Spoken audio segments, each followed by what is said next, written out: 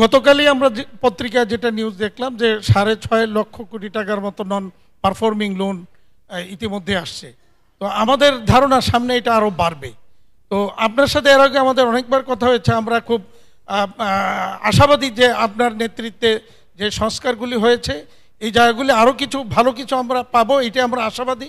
তবে এই ক্ষেত্রে যে নন পারফর্মিং লোন যাতে আর না বাড়ে, যে সমস্ত ইন্ডাস্ট্রিগুলি চলমান আছে, যেটা আজকে আমরা রাজনৈতিক নেতৃবৃন্দের মুখে শুনলাম যে ইন্ডাস্ট্রি যেগুলি আছে সেগুলিকে অন্তত চলমান রাখার ব্যবস্থা যদি করা হয়, সেখানে হয়তো আপনারা যে একটা নীতি সহায়তার সার্কুলার দিয়েছেন সেই সার্কুলারে অনেক কিছু কভার করে না, কারণ সেখানে নানা রকমের জটিলতা আছে। সেই জটিলতাগুলি দেখে ইন্ডিভিজুয়ালি প্রত্যেকটা কেসে যদি সমাধান দেওয়ার চেষ্টা করেন তাহলে অ্যাটলিস্ট চলমান ইন্ডাস্ট্রিগুলি চলবে এবং সেখান থেকে ব্যাংক টাকাটা রিটার্ন পাবে। আর যদি যে আইন বলে তাদের কার্যক্রমগুলি বন্ধ করে দিচ্ছে এখন, তাতে গিয়ে আলটিমেটলি ব্যাংক কোনো রিটার্ন পাবে না, এই লোনগুলি কোনো সময় আর ব্যাংক ফেরত পাবে না।